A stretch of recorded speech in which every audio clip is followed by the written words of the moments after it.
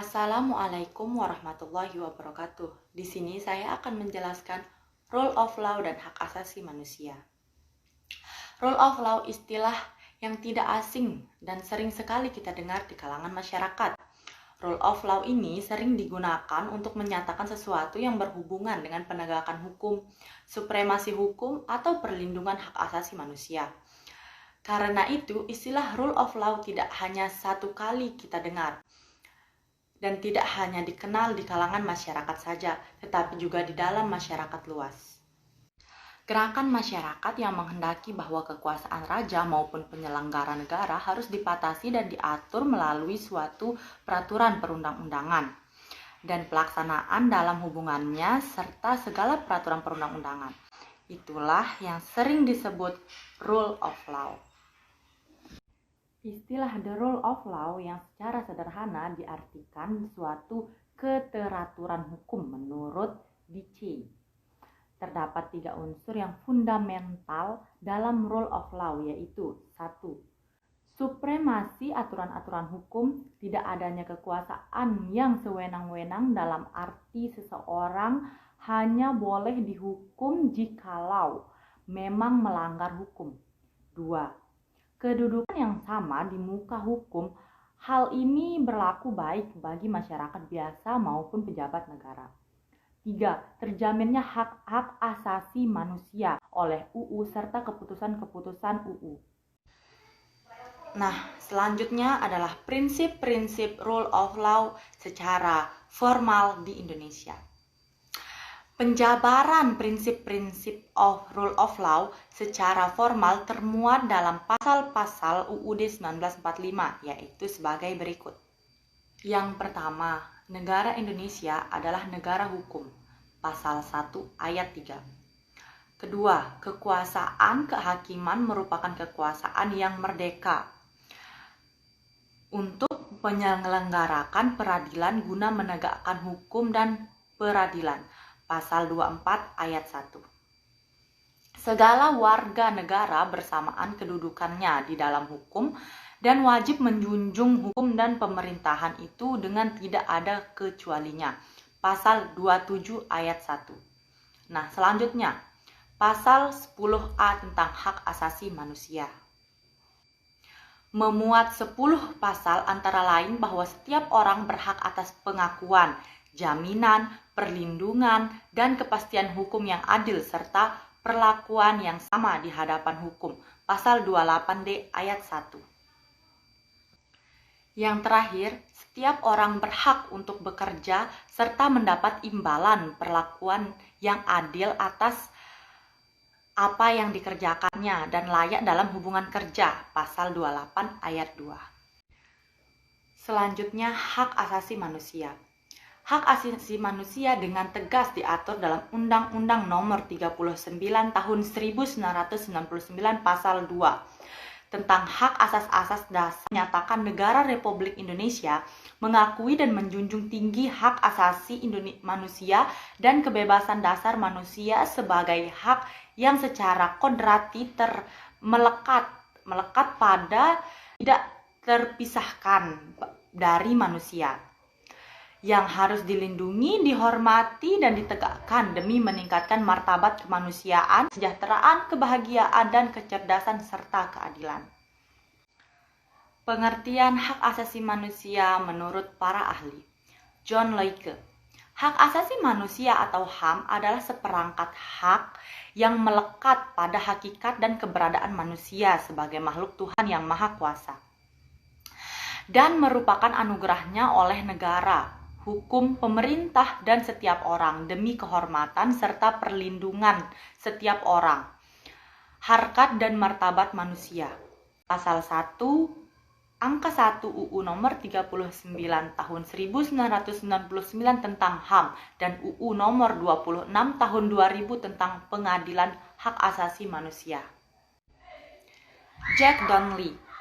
Hak asasi manusia adalah hak-hak yang semata-mata ada karena ia manusia. Umat manusia memilikinya bukan karena dia diberikan oleh masyarakat atau berdasarkan hukum positif, melainkan semata-mata berdasarkan martabatnya sebagai manusia. Meriam Budiardjo berpendapat bahwa hak asasi manusia adalah hak yang dimiliki manusia yang telah diperoleh dan dibawanya bersamaan dengan kelahirannya di dalam kehidupan masyarakat. Dianggap bahwa beberapa hak itu dimilikinya tanpa perbedaan atas dasar bangsa, ras, agama, kelamin, dan karena itu bersifat universal. Koentrojo Porbapranoto 1976. Hak asasi manusia adalah hak-hak yang dimiliki manusia menurut kodratnya yang tidak dapat dipisahkan dari hakikatnya sehingga sifatnya itu suci. Selanjutnya dari Jan Matterson dari Komisi HAM PBB. Dalam Teaching Human Rights United Nations sebagaimana dikutip, Baharudin Lopa menegaskan bahwa HAM atau hak asasi manusia dan hak-hak yang melekat pada setiap manusia yang tanpanya manusia mustahil dapat hidup sebagai manusia. Selanjutnya adalah ciri-ciri dan tujuan hak asasi manusia. Ciri-ciri pokok hak asasi manusia itu adalah 1. Hak asasi manusia tidak perlu diberikan, dibeli, ataupun diwarisi. Hak asasi manusia merupakan bagian dari manusia secara otomatis. Kedua, hak asasi manusia berlaku untuk semua orang tanpa memandang jenis, kelamin, ras, agama, etnis, pandangan politik, atau asal-usul sosial dan bangsanya. Yang ketiga, hak asasi manusia tidak bisa dilanggar. Tidak seorang pun mempunyai hak untuk melanggar dan membatasi orang lain. Tujuan hak asasi manusia adalah pertama, hak asasi manusia adalah alat untuk melindungi orang dari kekerasan atau kesewenang-wenangan. 2. Hak asasi manusia mengembangkan saling menghargai antar sesama manusia. 3. Hak asasi manusia mendorong tindakan yang dilandasi kesadaran dan tanggung jawab untuk menjaga hak-hak orang lain tidak dilanggar. Selanjutnya, perspektif masa depan, rule of law dan hak asasi manusia. Sebagaimana sifat Undang-Undang Dasar 1945, luwes fleksibel, tidak kaku atau rigid, dan tidak sakral untuk dirubah, maka unsur-unsur selalu relevan untuk memberikan variasi atau memperkaya konsepsi negara hukum Indonesia tanpa harus bersikap unsur-unsur itu, apalagi jika kita hubungkan dengan masalah rule of law dan hak asasi manusia di Indonesia. Maka kita tidak perlu langsung menolak konsepsi tersebut, karena rule of law dan hak asasi manusia itu sendiri bersifat dinamis serta lebih bersifat universal dalam hal-hal tertentu. Nah, Konferensi Internasional Commission of Jurists yang berlangsung di Bangkok pada tahun 1965 juga menetapkan syarat-syarat dasar dari representative of government under the rule of law.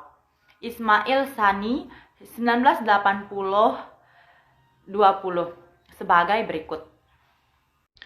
Yang pertama itu proteksi konstitusional. Yang kedua, pengadilan-pengadilan yang tidak memihak dan bebas. Ketiga, pemilihan-pemilihan yang bebas. Keempat, kebebasan menyatakan pendapat. Kelima, kebebasan berserikat. Keenam, pendidikan sivil. Yang terakhir adalah dinamika pelaksanaan rule of law. Dasar pijakan bahwa negara Indonesia adalah negara hukum sekarang ini tertuang dengan jelas pada pasal 1 ayat 3 Undang-Undang 1945 perubahan ketiga yang berbunyi negara Indonesia adalah negara hukum. Dimasukkannya ketentuan ini ke dalam pasal Undang-Undang Dasar 1945 menunjukkan semakin kuatnya dasar hukum serta menjadi amanat negara bahwa negara Indonesia adalah dan harus merupakan negara hukum. Mungkin itu saja yang bisa saya sampaikan. Sekian dari saya, Desto Ilma Fitria, NIM E1D021069. Wassalamualaikum warahmatullahi wabarakatuh.